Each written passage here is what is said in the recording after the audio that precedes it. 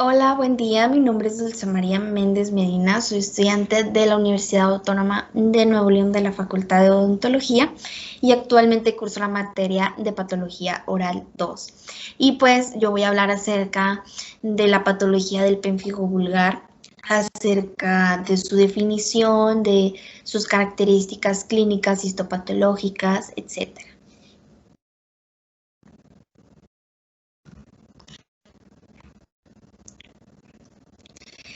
Bueno, ya en sí, hablando de qué es el pemfigo vulgar, pues este va a ser un trastorno descamativo de lo que va a ser la mucosa oral, pero también de la piel, en la cual diversos anticuerpos van a reaccionar contra componentes antigénicos de los desmosomas de las células intermedias, lo que va a provocar que las destruyan, pero también va a provocar que se produzca una separación epitelial por encima de la capa de las células basales.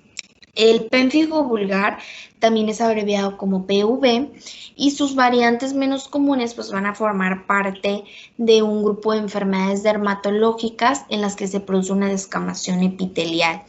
Esto debido pues a anticuerpos que atacan al desmosoma del sistema de cohesión intracelular.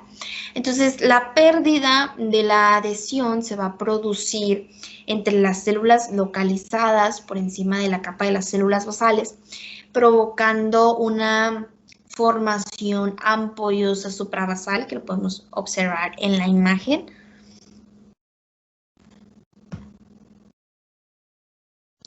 Como un dato interesante y que pues hay que tener en cuenta es que si no se trata el pemfigo vulgar, pues puede llegar a ser lo que es una enfermedad muy grave con la tasa de mortalidad del 60 hasta el 90%. Ya con un tratamiento inmunosupresor agresivo, pues esta tasa de mortalidad va a disminuir a lo que es hasta un 5%. La mortalidad se va a deber a la combinación de factores tales como si el paciente pues ya es de edad avanzada, si presenta una infección u otras complicaciones derivadas pues al tratamiento con altas dosis de corticoides.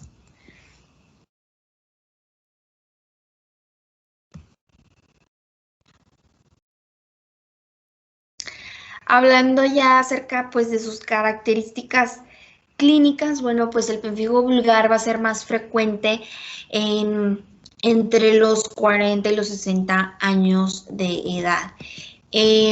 También se cree que el pemfigo vulgar se desarrolla en pacientes predispuestos que tienen antígenos mayores de histocompatibilidad en su piel y en los queratinocitos mucosos. Hay una forma particular del pemfigo vulgar que se presenta junto con una neoplasia maligna preexistente, aún desconocida o ya conocida, que es denominada como pemfigo vulgar paraneoplásico. Estos pacientes van a presentar lesiones mucosas muy dolorosas y también erupciones papuloescamosas en la piel que se convierten en lo que van a ser unas ampollas. El pemfigo vulgar paraneoplásico aparece con relativa frecuencia en lo que va a ser pacientes afectados por el linfoma de no-Hodgkin, por leucemia linfocítica crónica, etc. Entonces, el pemfigo vulgar va a afectar sobre todo a la piel del torso. En casi el 50% de los pacientes con pemfigo vulgar cutáneo, las lesiones orales eh, pues preceden de lesiones cutáneas y con intervalos de hasta un año. También puede verse afectado pues otras membranas mucosas como la nasofaringe, como el esófago, como la vagina, como el cuello uterino, etc. Las ampollas son frecuentes en lo que va a ser pues la piel, pero raras en lo que es la mucosa oral. Las lesiones intraorales son más frecuentes en lo que va a ser el paladar blando y donde se van a presentar pues una breve fase generalmente invertida de ampollas. Entonces, en esta y en la mayoría de localizaciones, perdón, intraorales, pues va a haber unas finas capas de superficies que se pierden rápidamente, dejando un área eritematosa sensible a lo que va a ser el calor, el frío, a las comidas picantes o a líquidos alcohólicos. El borde libre de la encía que podemos observar en la siguiente imagen, que se observan en esas imágenes, pues aquí es frecuente pues la abrasión crónica por el cepillado y los bordes laterales de la lengua, entonces donde se va a producir como que un roce constante, entonces el paciente puede llegar a presentar lo que son ya lesiones erosivas más graves y pues sintomáticas obviamente, ¿no? Pasando a la siguiente imagen, pues se puede observar ahí estas lesiones erosivas múltiples en el paladar blando. Después la formación de una ampolla en forma de flecha en una encía de aspecto normal, que ahí se está presionando con un mango.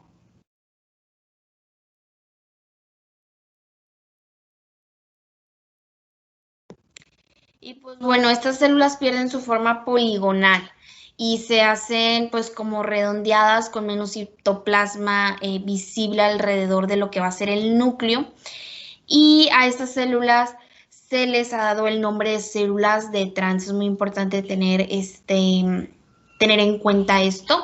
Y constituyen un hallazgo típico en el líquido de la zona de separación epitelial del pénfigo vulgar. También cabe mencionar que la inmunofluorescencia es de gran ayuda para el diagnóstico de este trastorno.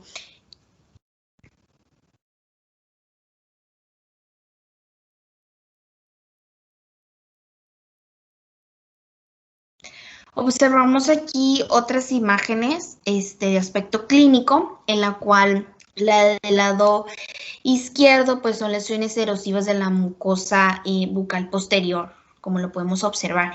Ya en la derecha pues son lesiones ya secas y castrosas en la piel.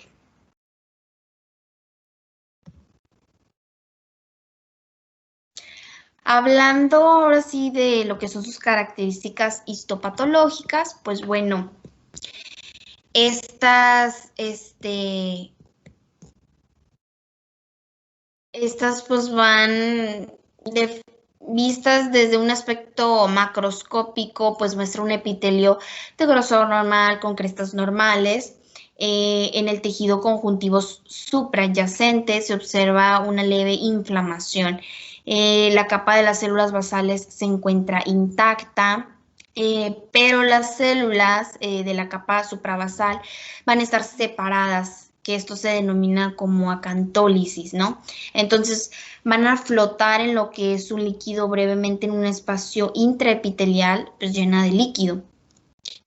Y estas células pues van a perder su forma poligonal y se hacen redondas, como ya lo había mencionado, con menos citoplasma visible a lo que va a ser alrededor del núcleo. Y pues ahí lo podemos observar en la imagen, la microfotografía del epitelio, donde se muestran estas crestas intraepiteliales con una zona de acantólisis encima de la capa de las células basales. Existen pues células espinosas que ya mencioné que son denominadas células de Trank y pues flotando libremente en lo que va a ser todo el espacio intraepitelial ocupado por líquido.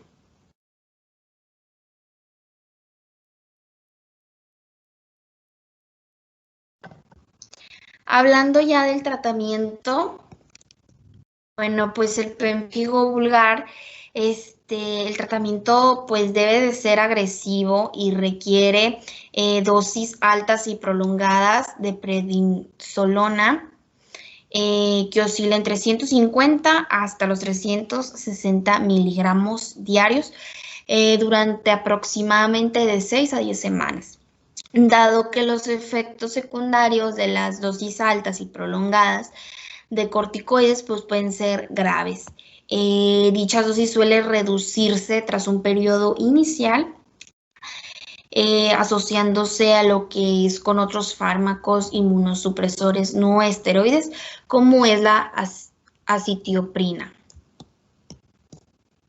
Pues la mayoría de los casos de la enfermedad remite y la dosis se reduce o incluso se suspende durante un tiempo.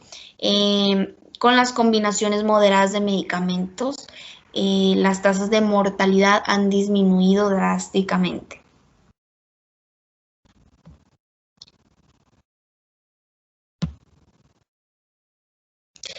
Y bueno, pues por último, les voy a presentar este caso clínico que se me hizo a mí muy interesante acerca pues de esta patología.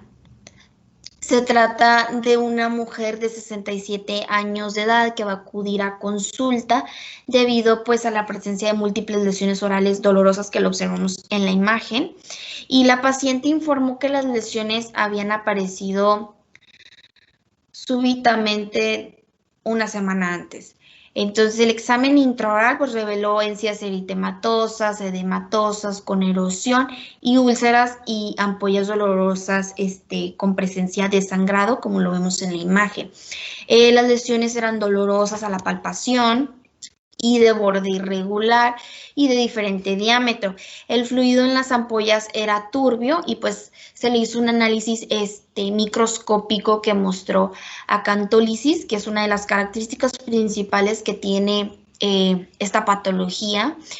Y también hubo infiltración mixta de células inflamatorias rodeadas por edema, que se observa en la imagen 2.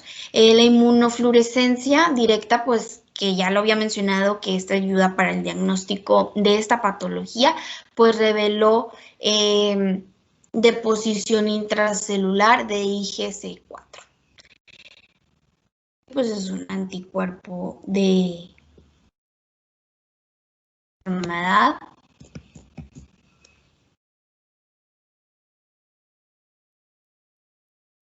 Se puede observar ahí en la primera imagen como la cavidad oral del paciente, donde se observan pues esas lesiones en la encía.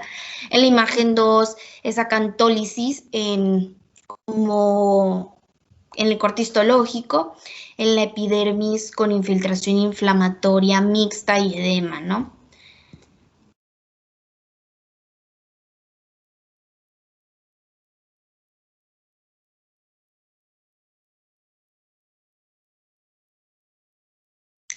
Entonces, la evolución natural ya de esta enfermedad es después de los 4 a los 5 meses de la aparición de estas lesiones orales y suelen presentarse pues lesiones en la piel caracterizadas por la presencia de lesiones eritematosas, úlceras, ampollas y llagas.